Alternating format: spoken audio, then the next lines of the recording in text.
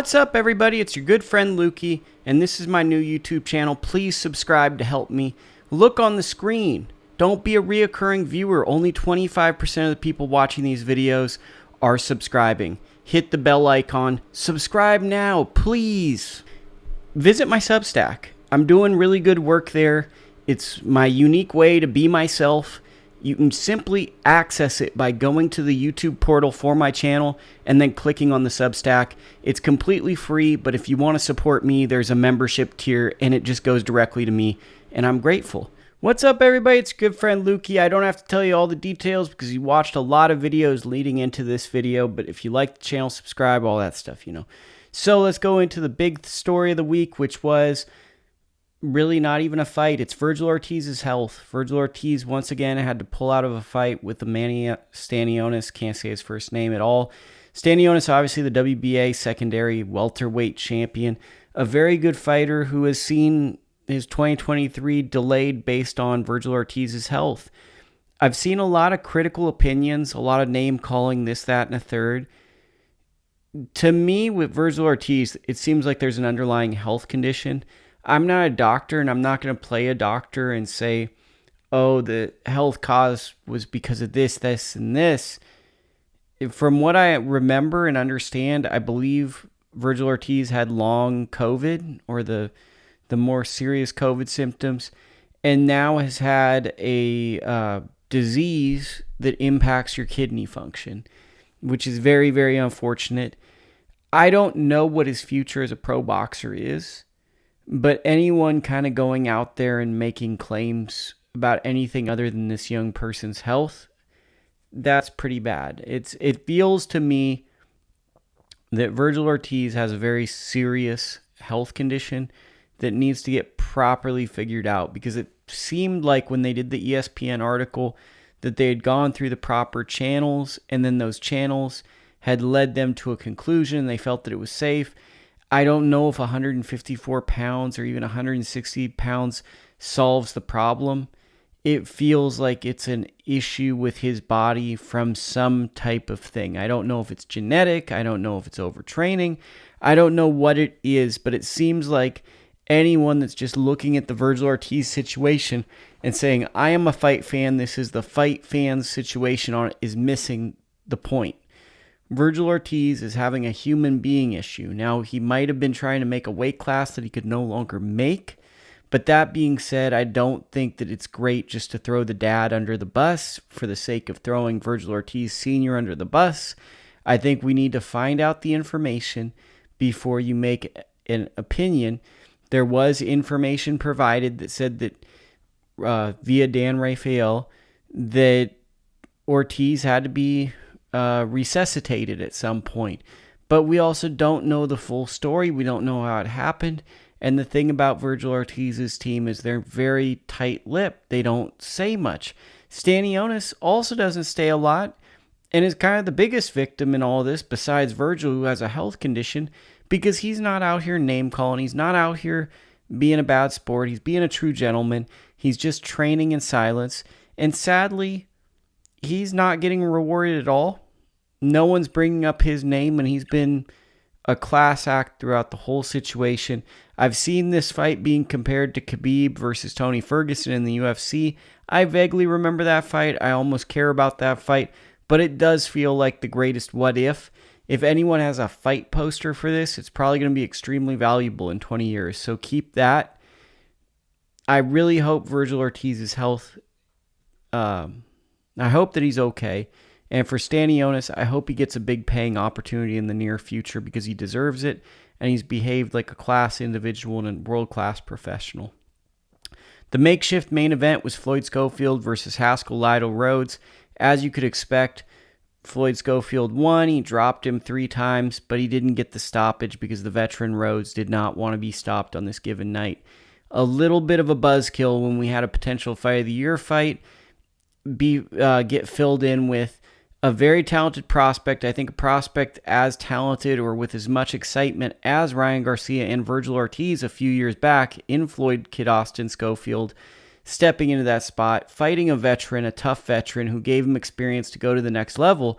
Excitement, which I think was a buzzkill to a lot of people. Also on the undercard, JoJo Diaz snaps a 3-fight losing streak, beats Jerry Perez in a somewhat exciting fight, but it also felt like, in no disrespect to Jerry Perez, it was a levels fight. You saw how JoJo Diaz was an Olympian. Jerry Perez has been a very good LA fighter, a very tough regional talent who's kind of had a little bit of trouble with the world-class guys. He fought his butt off, but you did see that JoJo was able to separate, and it seemed like his experience at the highest level of the sport and his success at the highest level of sport, although I don't particularly love JoJo at 140 pounds, it's kind of scary that like maybe 5 years ago he's at 126 pounds. 3.5 years ago he was at 130, then he was at 135. Okay, people grow. Now he's kind of on 2 fights where he's hanging out around 140. That's 1, 2, 3, 4 weight classes over the course of 4 or 5 years. It's getting a little bit of a alarming trend where with JoJo, Jorge Linares called him out after the fight. That's kind of like a cool veteran fight. I'm not mad if JoJo versus Linares fight each other because they're both fighters that the fans had interactions with. JoJo, I think, is a compelling personality. I really hope his life gets in order because JoJo's kind of come clean and said that he's been battling some substance issues. He's got some form of a lawsuit going on from a couple of years back. I'm not sure what the status of that is over a manager. Just seems like there's a lot of issues at play with JoJo, and I think when you're covering characters like that, you have to be as honest as possible, but you also don't want to enable bad habits as a media personality. I wish JoJo the best. I think he's as talented a fighter as anyone I've seen in this generation, but there was something scary that moved behind there. Video might be over soon. Yeah, there was something scary back there. But that being said, that's the end of that segment because there's something scary there. Marlon Esparza got a majority decision. Good for her. Didn't catch the fight. Jaron Boots Ennis, on the other hand, I did see this fight. Fought Roiman Villa. Boots Ennis returns after he fought a guy named Karen. Last fight, the guy basically just avoided him the whole time. It was not a fun fight to watch. It was not an exciting fight to watch. This fight, Roiman Villa comes out, exchanges with him, forces the issue. I saw my good friend Beeb, Joe Habib, Ringside Reporter. Please follow their podcast, their YouTube channel. There's some of the best people, and I love listening to their insight because it's great. So Roiman Villa, in their opinion, Boots was hanging out kind of in the pocket far too much for their liking. They felt at the highest level he couldn't do that. What I saw in this fight was Roiman Villa had the heart, kind of had an Arturo Gatti-like heart where he wanted to exchange with this guy. But when Boots felt like he could handle his punches, I think he hung out on the inside to put together some psychological warfare to wear this guy down, fight on the inside, and then systematically break him down to get the dramatic knockout. Boots Ennis, to me, is a very, very special fighter. He's a breakout superstar. He's the type of fighter that the sport of boxing needs because he's the type of guy that can carry the sport and become a massive star. I liked this fight because Roiman Villa won a big fight to earn this fight. He beat Rashidi Speedy Ellis. This fight made a lot of sense. Boots Ennis had some doubters leading into this. Some people wondered if he was capable of doing it. I think Boots is the real deal. I'm very excited and bullish on his future. And he wants Stanionis or big fights. I think Boots Ennis versus Stanionis, tremendous fight. Let's make it for, I don't know, October, December, November. I said those all in weird orders, but what I'm basically saying is let's see these guys fight and let's watch them, let's watch them because they both deserve a big fight. Boots deserves a big fight. Stanionis deserves a big fight. Maybe Crawford and Spence, one of the belts comes up missing, so it could be for like a real WBA belt. It could be for a real IBF. One of those type of titles, that would be really friggin' awesome. That's what the sport of boxing needs. Our friend Marquis Taylor defeated Yoelvis Gomez, a heavily touted Cuban boxer. Marquis Taylor is one of these fighters who has a slew of upset victories. I always say the word slew, but it is very fitting in this instance because Marquis Taylor is a fighter who has a loss or two on his record. I'm not looking at my computer, so I don't have the exact thing.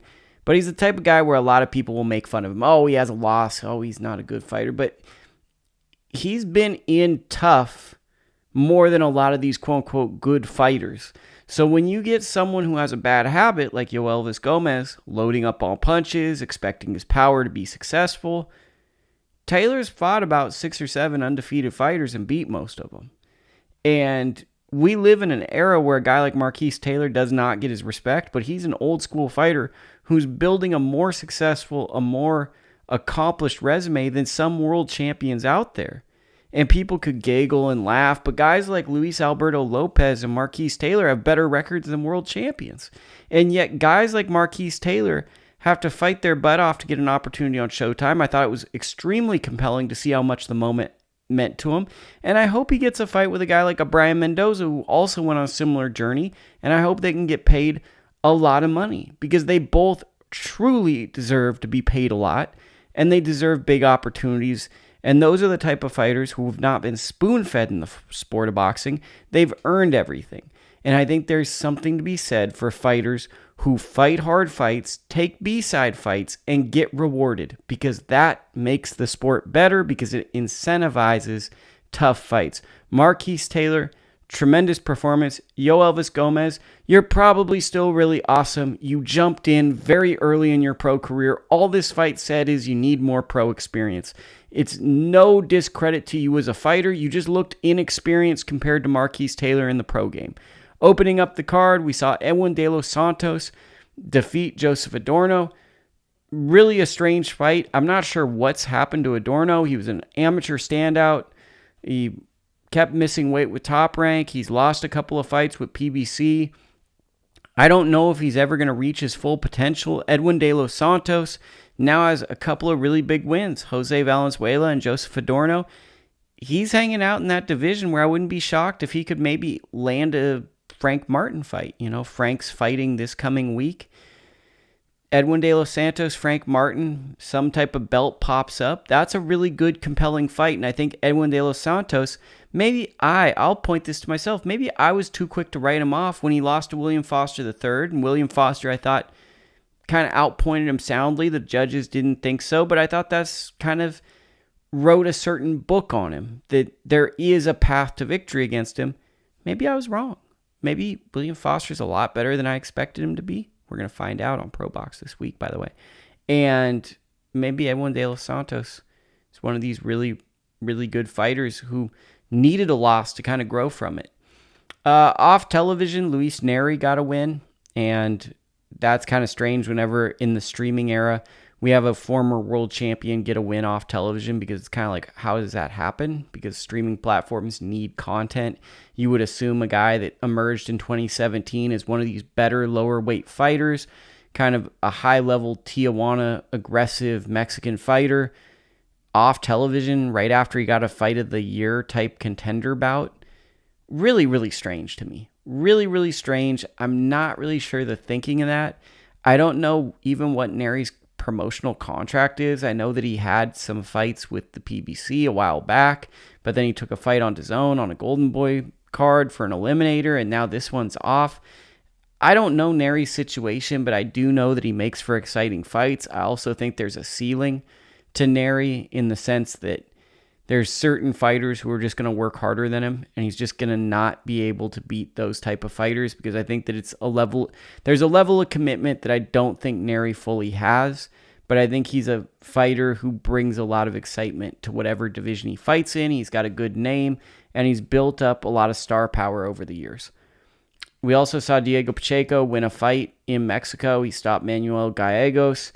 Eddie Hearn does the Eddie Hearn thing where he just talks him up a lot, and he kind of brought up that he had beaten Jack Callan in a main event spot and beaten Manuel Gallegos, both fighters in their hometowns. Minor details, Diego Pacheco is a lot more talented than both of those fighters. Diego Pacheco, to me, is probably one of the most exciting prospects in the sport of boxing, because not just is he getting these exciting finishes, he's doing it by using his distance and range and systematically breaking down high-level opponents. He's seemingly getting better since he's working with the Benavidez team. And I think that we're looking at Matchroom's first US-based superstar. They've been missing on a lot of people that they signed initially from the US market. With Diego Pacheco, I don't think they missed at all. I think this is a superstar. And I'm excited about his third fight this year, which it sounds like is going to be his LA fight. That is exciting. Hopefully it's like against an opponent that gets us somewhat excited. I like a fight against like a Christian Mbelli would be absolutely a purist fight fan's delight. You know, Ali Akhmedov, the friend of Golovkin would be a good one. Carlos Gongoro would be a good one. Someone in that range of the back end of the top 10. I know it might be soon, but I think this guy is so good that that's the level he could be fighting at. It's Lukie. I'm going to have a rough end of the week, so guys, hit the little emoji prayer hands. I'm trying to take care of myself, but sometimes doing the right thing is doing the stressful thing at times. It's eating on me a little bit, but I'm very blessed. God has put me in a great position. I just have to keep making the right decisions, and I'm going to move forward the right way. I want to thank each and every one of you for supporting me. I got to handle that scary. We got a potential rattlesnake situation in the podcast studio. Hoping it goes well. But I just want each and every one of you that have made it this far in the video to understand. I really appreciate you. I hope you're subscribing. Even if you're not, just hit the like button. Even if you're not doing that, just watch each video. It means a lot that I can be a part of your life. So until next week, when I may be a different energy level because I might be in pain, it's Lukie, and I'm out.